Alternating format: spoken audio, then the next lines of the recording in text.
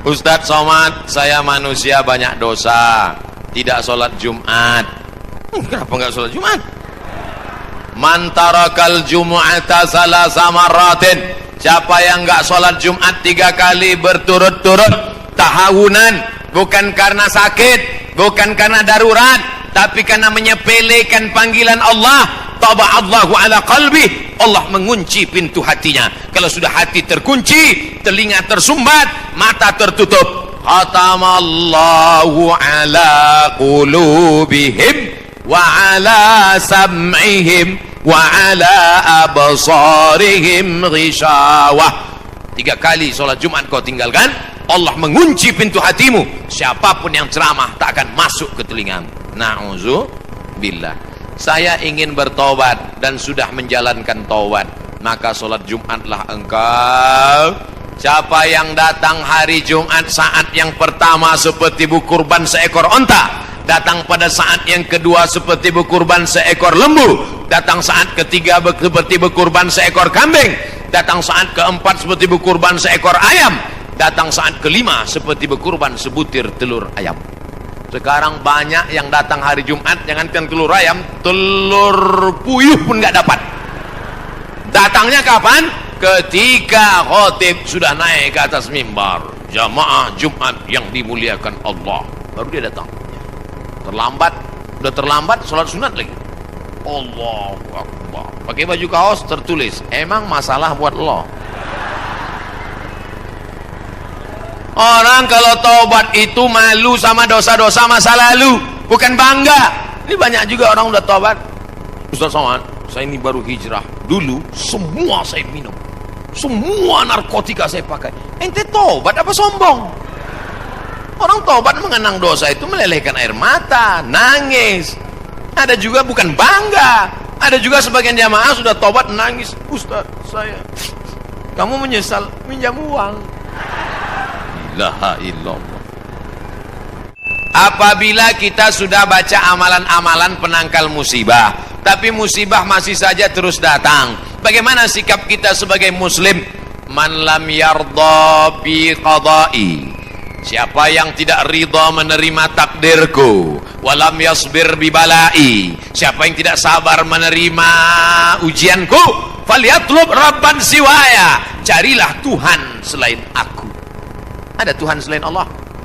La ilaha illallah.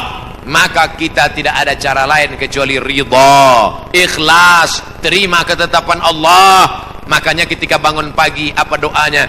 Raditu billahi rabba, aku ridha menerima Allah sebagai Rabb.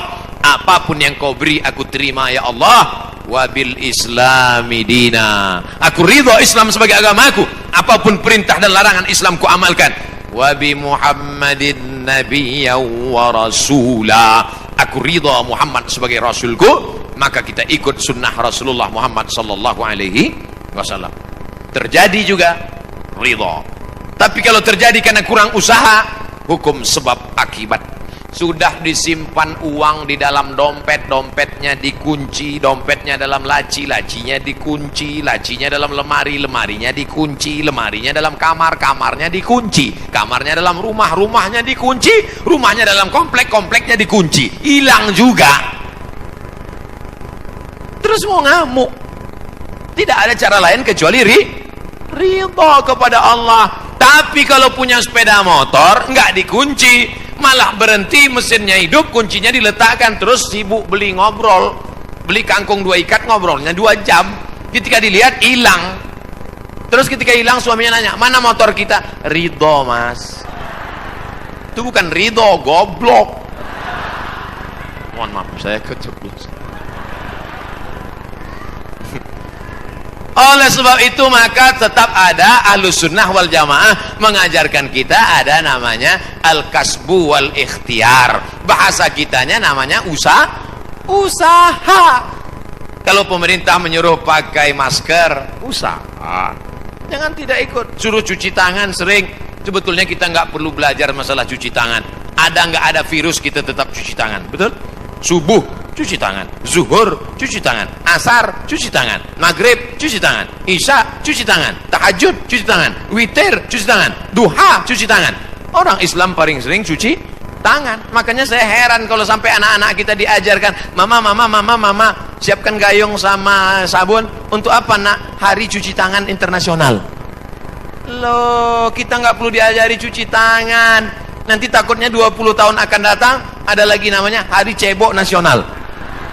Dari 14 abad yang lalu kita sudah bersih, betul? Tidak akan ada bakteri bersarang di ujung-ujung jari kita karena kita paling sering cuci tangan. Tidak akan ada bakteri yang bersarang di ujung kuku kita karena kita paling potong kuku hari Jumat. Kalau seminggu tak akan mungkin kukunya panjang. Makanya Nabi berkata, azfaraka, kukumu kenapa panjang? Inna syaitana yaqudu ma tala minha. Setan duduk di kuku yang panjang. Makanya pertama yang dijaga dalam Islam adalah kebersihan. Kuman datang, binatang dipotong. Setelah dipotong darahnya keluar karena ternyata bakteri ada di dalam darah. Setelah darahnya keluar dipotong-potong, dicuci sampai 4 kali. Ibu, saya tidak punya saudara perempuan. Waktu masih kecil di rumah bantu ibu di rumah, jadi suruh cuci. Selamat, cuci daging, saya cuci. Kalau ayam 2 kali, kalau kambing 4 kali. Kenapa gitu mak? Ayam kakinya 2, kambing kakinya 4. Saya nggak tahu anak kecil. Sekarang saya baru tahu. Ternyata ayam dagingnya putih, darahnya nggak banyak. 2 kali sudah bersih. Tapi kambing sekali masih merah, 2 kali masih merah, 3 kali agak pucat, 4 kali bersih. Setelah itu baru dimasukkan, dibuang airnya, disolawatkan, baru dimasak. Mereka tidak, kambing tidak dipotong, kambing matinya di stunning. Ada pistol, tapi pelurunya nggak keluar, ditahan. Itu skalanya 8, ditembakkan ke kening sapi, tembak ke kening sapi, sapinya mati, darahnya nggak keluar. Kalau sampai 8 mati, tapi kalau 7 bodoh aja. Itu sapi-sapi dari Australia yang datang ke tempat kita yang liar seperti banteng, itu ditembak otaknya skala stunning 7, bodoh. Ibu kalau ada bapak yang liar, tembak skala 7. Mas, mama mau pergi arisan, pel lantai, mandikan anak, dan papa. Nah itu udah kena stunning. Jangan diamal. Tidak dipotong, hanya stunning 8 skala, akhirnya sapi tumbang, darahnya masih dalam daging, bercampur dengan darah bakteri penyakit, dipotong-potong, diletakkan di atas api yang tidak terlalu matang, bolak-balik, nggak dicuci, darah nggak keluar, masuk ke dalam roti, dicampur, dimakan, barbecue. Habis dimakan kena penyakit medco, sapi, medco sapi gila. Sapi aja yang halal bisa menjadi penyakit, apalagi yang dimakan kelelawar, Batman. Maka kita disuruh kulu, makanlah. Tapi yang dimakan itu apa? Min thayyibat. Thayyib artinya baik, baik. Dulu thayyib baik, sekarang thayyib nggak pulang. Mohon maaf Pak Toib nyantur sini. Ustadz Somad mau nanya nih, bahwasanya datang musibah dikarenakan adanya maksiat. Nah, oke, nah ini ada. Ada, saya bukan ngada-ngada. Bagaimana caranya bisa membubarkan tempat hiburan malam? Karena saya yakin di tempat seperti ini adalah pusatnya maksiat. Semua hiburan malam mesti ada izin dari Majelis Ulama Indonesia, tokoh adat, tokoh masyarakat, dan disetujui oleh Polsek. Setuju? Jadi siapa yang mau buat hiburan malam nikah anaknya, dia ngurus surat 3. Pertama, rekom dari MUI. Pak Ketua MUI Kecamatan, ya nanti malam mau pesta anak saya. Kata MUI, apa hiburannya? Ada keyboard tunggal. Lagunya apa? Ini lagunya, ini pulang-pulang berbadan 2. Jangan. Terobah sama selawat. Setelah MUI setuju, datang ke tokoh adat Sunda. Ini Pak tokoh adat. Apa lagunya? Ini lagu. Buat satu lagu adat. Lagu adat yang mengingatkan supaya kita tetap menjaga adat sopan santun. Oke, tambah lagu religi satu, lagu adat. Datang ke Polsek. Pak Polsek, oke, setuju. Jam 10 tutup. Bisa apa nggak bisa? Bisa. Jangan suruh saya datang ceramah ke situ. Nanti mereka sudah mabuk, baru datang saya, assalamualaikum. Nggak bisa. Ini amar ma'ruf nahi mungkar ini bukan cuma tugas ustadz, tapi tugas kita bersama. Di masjid ustadz menyampaikan ceramah, bapak ibu memfasilitasi, anaknya nikah, perbuatannya baik, sakral, menghalalkan yang haram, tapi dalam itu dia sudah melakukan perbuatan haram, menyediakan narkoba, menyediakan pesta sampai malam. Insya Allah kalau sepakat yang tiga, polisi, tokoh agama, tokoh adat, DPR tingkat kabupaten provinsi, peraturan daerah, pesta keramaian hanya boleh sampai jam 9 malam. Lewat dari itu pengawasan polisi boleh menangkap. Bisa atau tidak bisa? Bisa. Makanya kita harus berjamaah menangkal ini semua. Insya Allah kalau sudah orang-orang masjid duduk memilih wakil-wakil rakyat yang juga peduli, maka akan terwujud negeri kita tetap menjadi baldatun thayyibatun wa rabbun ghafur. Makanya sebarkan pengajian.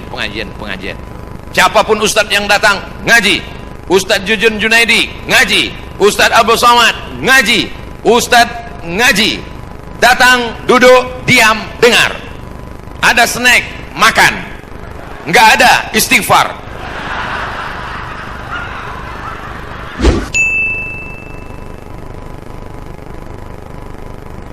Bagaimana kita bisa membedakan musibah, cobaan, bencana atau azab?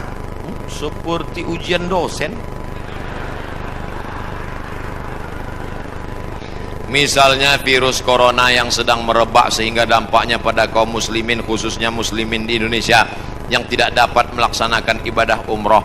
Pertanyaan dari Bapak Ridwan Ahmad Faizin Emrian Abidin Bandung. Ternyata ini pertanyaan kolektif. Misalnya saya demam, dari mana saya bisa membedakan demam saya itu menghapus dosa, atau demam laknat, atau demam ujian iman, atau demam itu dari mana saya bisa tahu? Oh, kalau demamnya cuman 36 derajat Celcius itu menghapus dosa. Kalau 40 derajat itu laknat. Kalau 100 derajat kebakaran. Di mana kita bisa tahu? Tidak ada yang bisa membedakannya kecuali introspeksi diri. Satu, la yusibul mu'min min nasabin wala wasabin wala saqamin wala syaukin yastakuha. Kalau ada orang yang kena susah hati, gundah gulana, sakit, duri menusuk tapak kaki, keluar dari rumah lupa pakai sendal, melangkah, duri menusuk tapak kaki, illa kafarallahu anhu biha sayyi'atuh, maka dengan itu sebenarnya Allah ingin membersihkannya dari dosa. Makanya kita selalu husnuzan. Ana dalam hadis kursi apa kata Allah? Ana inda husni zanni abdi bi. Aku menurut prasangka hambaku kepadaku. Maka kalau kita kena penyakit, yang pertama husnuzan pada Allah, bahwa sebenarnya Allah ingin membersihkan kita dari dosa. Yang kedua, saya nggak ada dosa Pak Ustaz. Apa dosa saya? Saya nggak pernah minum khamar, saya nggak pernah sabu-sabu, saya nggak pernah berzina, saya nggak pernah pakai narkoba. Dosamu adalah ketika kau merasa bahwa kau tidak berdosa. Itulah dosa. Dosamu adalah ketika engkau sehat tapi tak kau pakai mensyukuri nikmat Allah. Itulah dosa. Maka siapa yang berkata saya tidak pernah silap, saya tidak pernah salah, saat itu dia sedang silap dan salah. Al-insan mahallul khata' wan nisyan.